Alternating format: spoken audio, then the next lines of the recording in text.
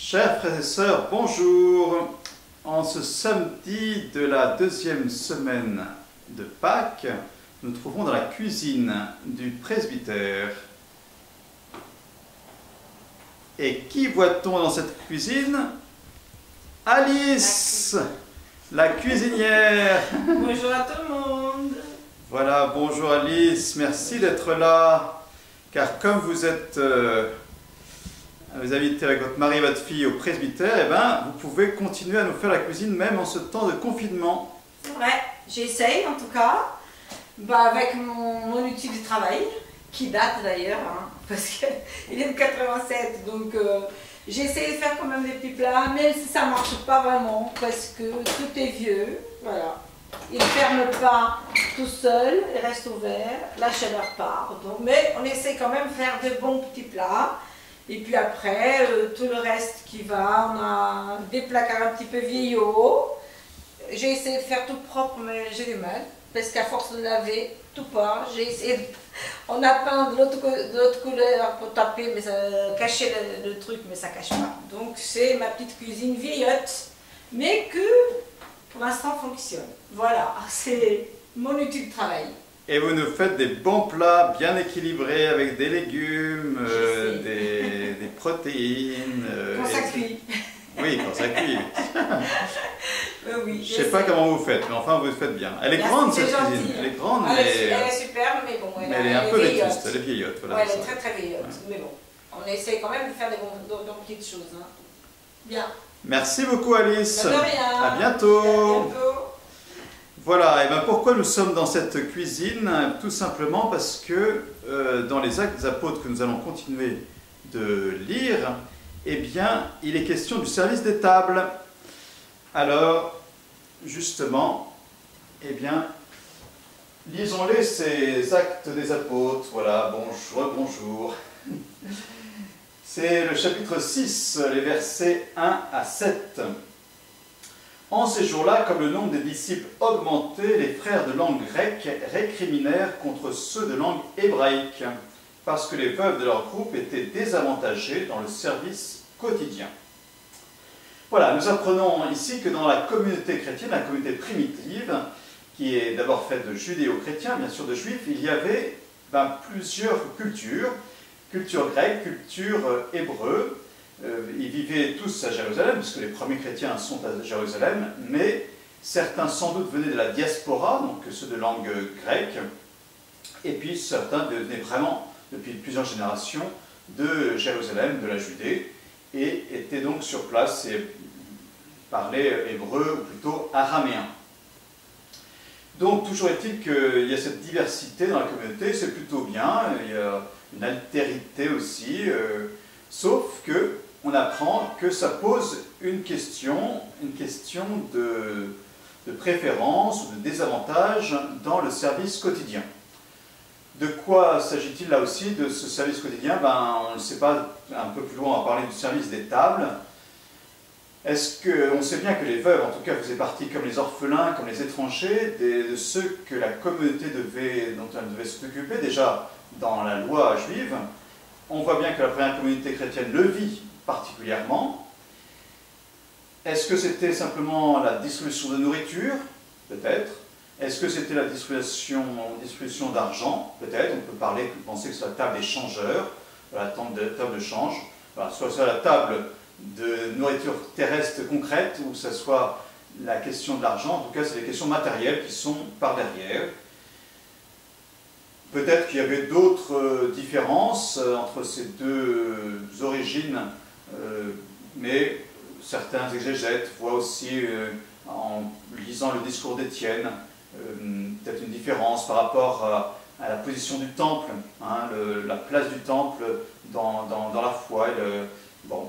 Ça peut être une des questions. Toujours est-il que, bien concrètement, il y a un conflit, on peut le dire, quand même dans la communauté, même s'il est peut-être encore latent, il est peut-être encore au tout début. Et justement, ce qui est intéressant, c'est de voir comment ils vont gérer, si on peut dire ainsi, la crise, gérer le conflit. Eh bien, ce sont les 12 qui vont le faire. Les 12 convoquèrent alors l'ensemble des disciples et leur dirent « Il n'est pas bon que nous délaissions la parole de Dieu pour servir aux tables. Cherchez plutôt, frères, 7 d'entre vous, des hommes qui soient estimés de tous, remplis d'Esprit Saint et de sagesse, et nous les établirons dans cette charge. En ce qui nous concerne, nous resterons assidus à la prière et au service de la parole. » Eh bien oui, ce sont les 12 donc, qui prennent l'initiative. Les 12, donc c'est bien sûr les apôtres qui se sont reconstitués justement en tant que 12, et l'expression les 12 tout court, eh bien désormais un nom commun qui désigne cette autorité voulue par Jésus, avec l'autorité des 12, c'est bien sûr Pierre, et c'est eux qui vont faire plusieurs actions. Ils vont donc convoquer l'ensemble des disciples. Une petite aparté, convoquer une assemblée, c'est au sens du mot grec, le mot ecclésia, c'est-à-dire église. Hein, c'est la définition de l'église, convoquer une assemblée, ecclésia. Ils convoquent l'assemblée. Ils mettent les priorités. Il n'est pas bon que nous délaissions la parole de Dieu pour servir aux tables. Ils diront un peu plus loin, en ce qui nous concerne, nous resterons assidus à la prière et au service de la parole. Les priorités qui sont mises en avant. Une proposition très concrète, en choisissant donc 7 hommes, et puis ces hommes ne sont pas simplement désignés comme ça, mais ils seront établis dans cette charge. Donc une sorte de consécration, en tout cas d'officialisation. Ça, c'est l'action des 12. Mais on voit bien que ce n'est pas simplement une action unilatérale, dictatoriale, voilà, autoritariste, mais il y a la réaction du reste de l'Assemblée qui dit « Ces propos plurent à tout le monde et l'on choisit Étienne, homme rempli de foi et d'Esprit Saint, Philippe, Procore, Nicanor, Timon, Parménas et Nicolas, un converti au judaïsme originaire d'Antioche. » Voilà, il y a là donc la réaction de l'Assemblée qui fait écho à cette proposition des 12, qui choisit elle-même donc ces 7 hommes, et vous avez remarqué que ces 7 hommes, eh bien, sont tous avec des noms grecs.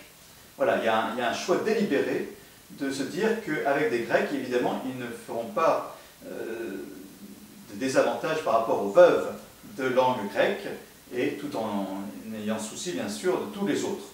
D'ailleurs, si on revient un petit peu en arrière, vous avez remarqué le critère pour choisir ces hommes. Il faut que ce soit des hommes remplis d'Esprit Saint et de sagesse. C'est important pour 2 raisons. La première, c'est parce que se dire que ce service d'État dont on parle, il n'est pas simplement une question de matériel qui serait délaissé, qui serait une tâche subalterne dans le sens péjoratif du terme. Il est vraiment une tâche noble qui fait partie de la mission de la communauté, de l'Église et finalement de la vie chrétienne et de l'évangélisation. Et en même temps, il fait écho à un passage de la Genèse, au chapitre 41 en l'occurrence de la Genèse, qui parle du patriarche Joseph avec Pharaon. Il est en train de lui discerner un songe, et il dit ceci, si on se rappelle un petit peu, il dit à Pharaon, « Maintenant que Pharaon discerne un homme intelligent et sage, et qu'il l'établisse sur le pays d'Égypte. Que Pharaon agisse et qu'il institue des fonctionnaires sur le pays. » Voilà, ce conseil de sagesse de Joseph, finalement Pharaon va justement le choisir lui, comme grand intendant de l'Égypte, mais on voit bien que c'est la même chose. Être intendant, c'est aussi avoir un esprit d'intelligence, de sagesse et être rempli de l'Esprit Saint. Toujours est-il que donc, ces hommes sont choisis, on les présenta aux apôtres et après avoir prié, ils leur imposèrent les mains. Voilà. Deuxième action de la communauté, après avoir approuvé la proposition, avoir choisi, plutôt troisième action, c'est présenter aux apôtres, donc les fameux 12, et qui eux-mêmes imposent les mains, donc dans un rite liturgique dont on reparlera sans doute. La conclusion de tout ça, c'est que la parole de Dieu était féconde, le nombre des disciples se multipliait fortement à Jérusalem et une grande foule de prêtres juifs parvenait à l'obéissance de la foi.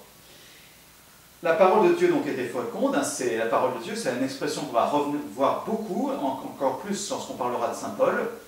la parole de Dieu comme une entité en elle-même, hein, le Verbe, c'est finalement Jésus, à travers la communauté qui se déploie, son esprit, c'est Dieu finalement, qui se rend présent dans ce monde, avec une croissance donc, qui est signalée, qui était d'ailleurs exprimée tout à fait au début, les disciples augmentés, nous disons-on dans le premier verset, et là aussi les disciples se multiplient, le nombre des disciples se multiplie, donc c'était bien l'enjeu d'ailleurs, il y a une croissance, une multiplication, et en même temps il faut qu'il reste une unité.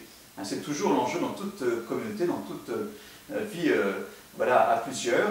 On peut grandir en taille, mais il faut que l'unité subsiste. Et qu'est-ce qui va faire cette unité? C'est finalement les essentiels que les apôtres ont rappelés, c'est-à-dire la prière, la parole de Dieu, mais à la fois comme enseignement de la communauté et en même temps comme évangélisation à l'extérieur, comme parole qui touche des prêtres juifs en l'occurrence. Également, bien sûr, la charité vis-à-vis des plus pauvres, des veuves et des autres, évidemment.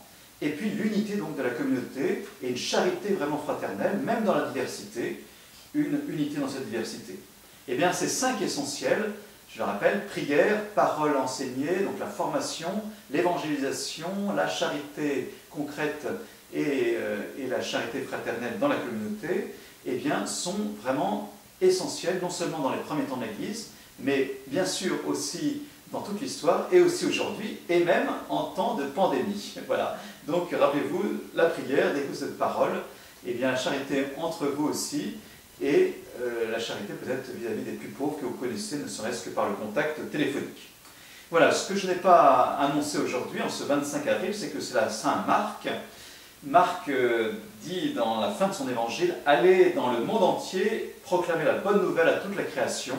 Eh bien, figurez-vous que c'est à partir de ce chapitre 6 qu'on va justement avoir, dans les Actes des Apôtres, on va avoir une extension de la communauté qui non seulement voit la diversité à l'intérieur même de la communauté juive, voilà, mais qui va s'étendre petit à petit. C'est ce que nous allons voir dans les prochains jours et les prochains chapitres. Et Saint Marc l'avait aussi signalé. Je souhaite une très bonne fête à tous les Marc, à tous les Jean-Marc. Je vous dis à demain, mais pour une vidéo un peu exceptionnelle, et je vous recommande d'aller directement sur le site parce qu'il n'y aura pas de lien. Dimanche, la secrétaire est quand même un petit peu en vacances. Donc allez directement sur le site à partir de 10h30, 11h à peu près, et toute l'après-midi bien sûr, si vous voulez, pour regarder la vidéo qu'on va vous faire avec le Père Sébastien. Et puis on reprendra après lundi bien sûr, et tout le reste de la semaine, la suite des Actes des Apôtres. Voilà, très bonne journée et à très bientôt.